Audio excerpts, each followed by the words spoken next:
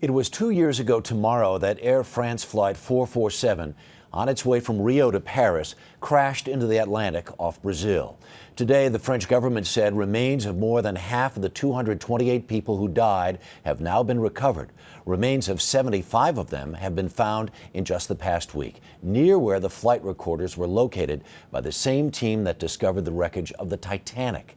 Nancy Cordes tells us information on the recorders has given us clues about the actions of the pilots.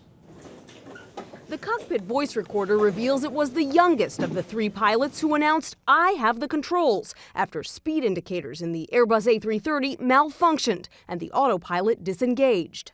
When a stall warning went off, the 32-year-old co-pilot initially pointed the nose down, as pilots are trained to do, to pick up speed and lift.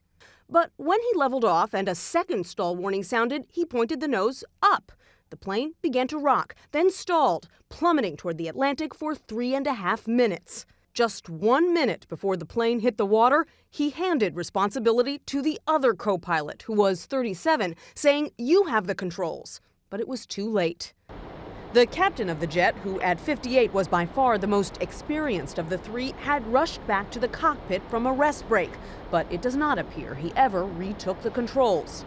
An Air France official defended the pilots, saying, "We had an optimal level of competency in this Air France plane's cockpit. They were not able to regain control of the plane after it stalled." It's not clear whether they could have saved the plane, but it is clear they had only seconds to react. Nancy Cordes, CBS News, Washington.